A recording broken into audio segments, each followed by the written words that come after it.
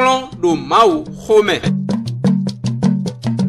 Plan do mau home. Nu wiwa eni Africa Phoenix Web TV ton. E noname plan si mau home. Minodoto webi wenu. Bai nuye do mau home.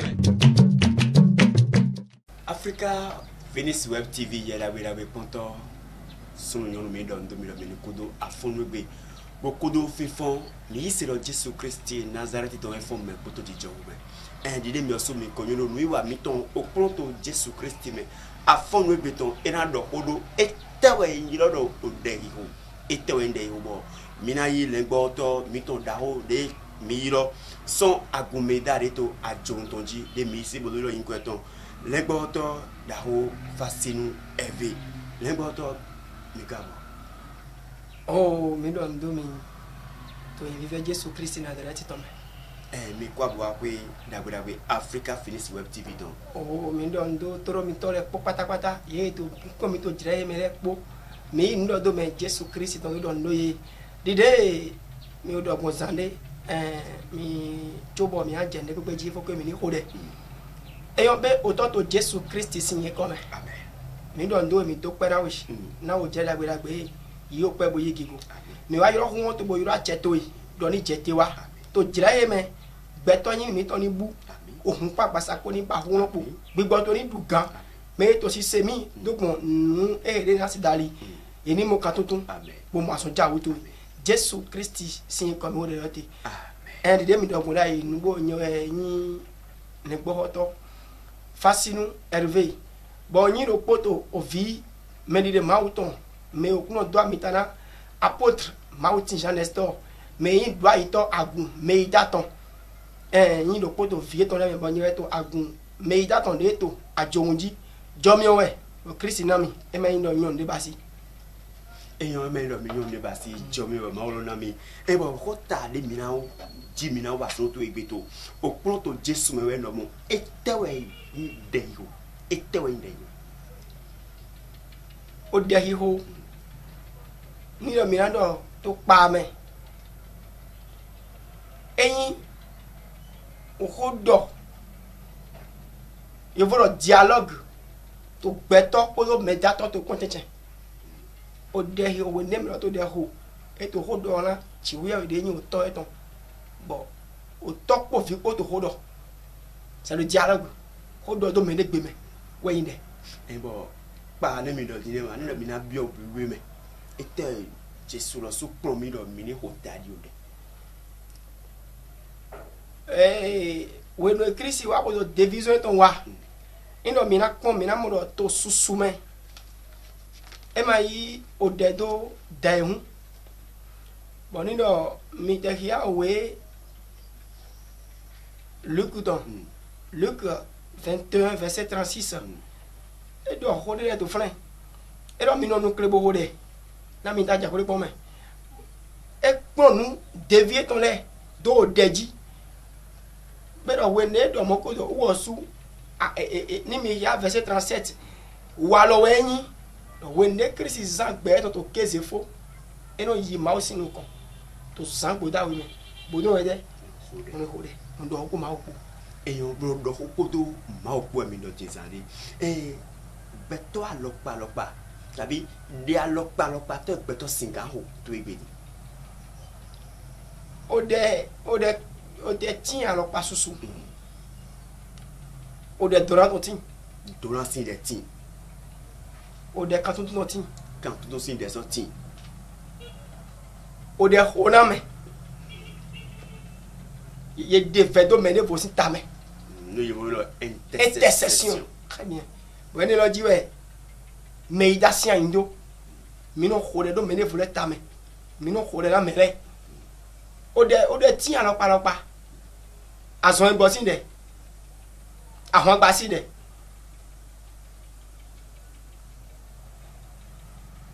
o de azon ja wuton o de ti ume o de ti o ume legbo to obina kan ponromo de alopa te ma lo singa yi de alopateur ma singa de mi real ko de alopateur ma lo singa ki albo na no yi o de ma ga ki albo na yi wa yo de ho to yin Jesu Christi Nazareth to me o dede ma ga kero yini e o dede e ko to yin Jesu Christi Nazareth to me lo bi do mi lo to Philippiens 2 verset 9 à 11 et do auto ze Christi do ga uga nu popo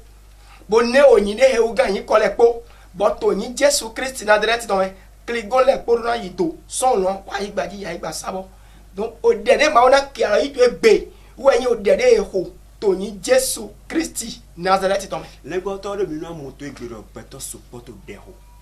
amo you know check to nde le ko no to deho na be nous ne le konde je kolito de boto deho be nous le singana bondo beto do pusin there kabi di de mi do kontizan lo Jesu Christ kre singa z de meto pule wala karoi meto kolito to nde pule ko be ye singa mo sina de yeton le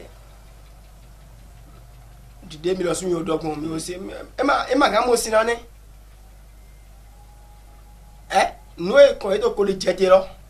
no nu de nde alo bayi lewe ne yi ko le do pa abi yi brick do bayi yi sima do me e j'en passe nde alo bayi lewe yi le ma do solution de bogana yi ma do si ko dagbere bogana we donc ama nga je polito bochi onu kan ni boto de ho ma oni se de mi tan ma o ma nga se de to we ni ato kolito bochi onu kan do bochi de sinu kan ato kolite a o se ta ri mawu wo so ba je boto nu kan ton boto de ho ni e boto nu bi e ma ga lo de bogana we donc nu vi we nu kuma mo je nu go yin lo yi to de ho na nu de alo wa nu de ye da bojo nu da todo nu vi we ali bubu we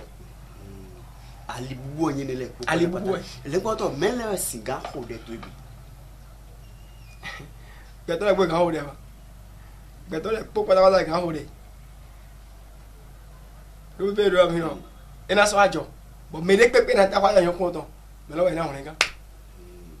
me de pepe na ta me de pepe de na da kwa yiro nyi Kristo ena ho le me lo ga at 2 mi na donc me de pepe ilo ni ko ji po yen po to me lo we na mo frenga bo a gbesi ansan yi o de te me lo singa ho so nu bore me bo de to na via lo ke me do ngo na mi ngo to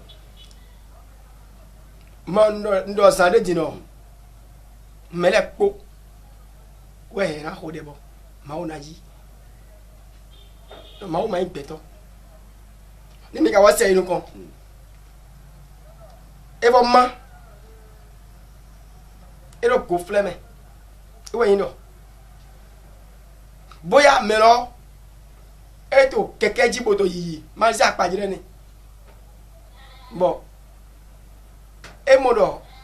emi je accident ba igbe emodo nu yan kan ya jode mi ko bo lo Jesu hun mi ni me de yi se emi de do Kristi le ban lo gbe hin na wa je ena holega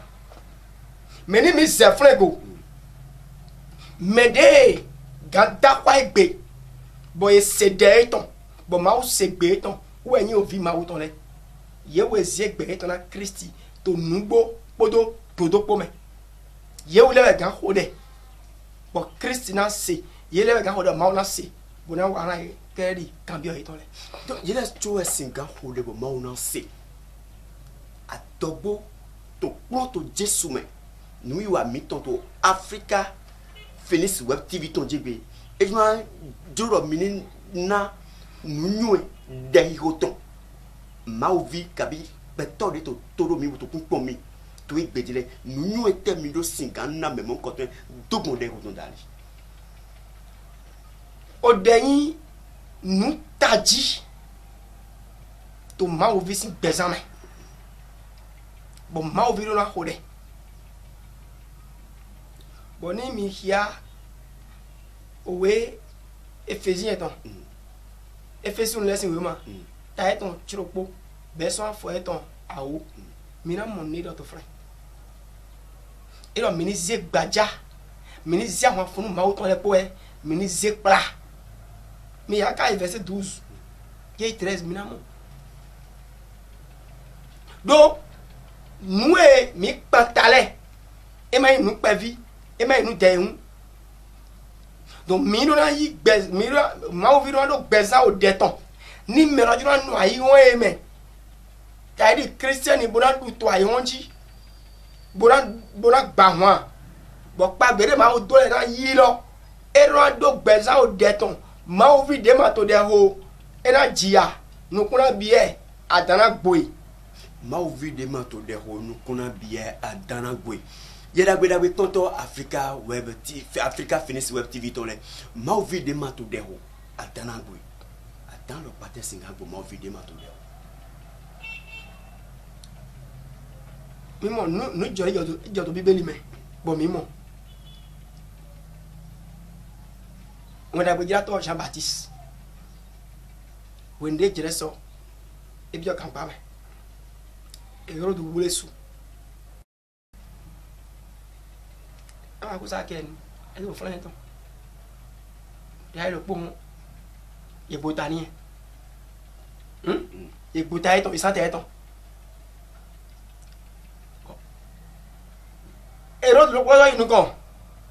Kuasa oleh pihak tu kang pame. Do deh hujan. Mereka masuk ande ne. Oleh pihak tu kang pame, bodoh tu nilai. Ada huasu. Bibe yomlo agunto deho agunto sanho do piye sitame o dede ho agunte lo zombo ma lo tite to fie ton di bo si angeli do bo angel lo yi ka e yi prison fide sous pied do lo bo e de pied ton o de fide to de hote ko devo de ma to so ma u de le pour les poches à tirer au blé. Donc, mais on doit donc baiser au déton. N'est-ce pas nous baisser?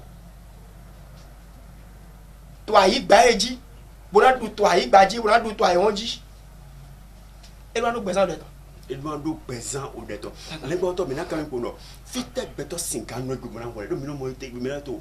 allez, pas, maintenant, tout, fide, fite beto 50 ans, que maintenant, voilà. Fide, que nous, nous, nous, nous, c'est agano suka wore mawala sema aya misa mawala sema anali aja kege yibo da yibo yi de ho mawala sema wa ya da ka mawu aja do kege yibo do yi boto de ho mawala sema to ton file pepe de pepe bo ko de mawala sema anya ta ka yo mawuli anu aboto mawala sema aya misa mawala sema ayi soji mawala sema ayi suka mawala sema do to mi bebe romlo Jonas eno hume to gwevisi hume bo de ma o se de to eyo e Jonas no hume to gwevisi hume bo ho de ma o so se de to yedagbe ponto Africa Phoenix Web TV ton le mi na do en pro nu wa mi ton pronto Jesu me egbeton eto vivonwa we ko mi na ka wa vivon mi na dona camion le gbo to pondo le gbo to ne do petore gajuan ho de to egbe bo bana momi na momi pomona i deko son mi ton ema sien ema via une azonde ma uzon miloni ni do to taji division meida division de ma uzena mi we ndo on les gars ni do le ton mais là to clame et to kole comme attend to bigboy ni to se ko mi wo file pe de été ni yiro mi to 97 37 25 00 97 37 25 00 mi to ajohun fide pe de de yiro mi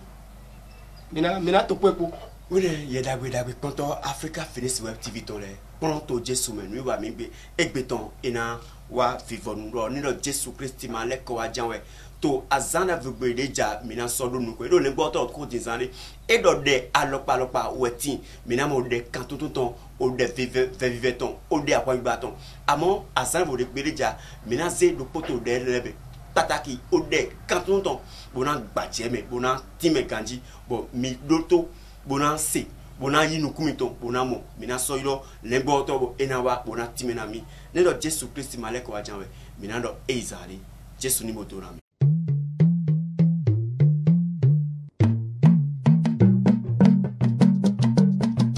Kplɔn do mawu xɔme. Kplɔn do Mao Home nu wiwa eyi Africa Phoenix Web TV ton enoname kplon si Mao Home minodoto webi wenu bayi nuywe do Mao Home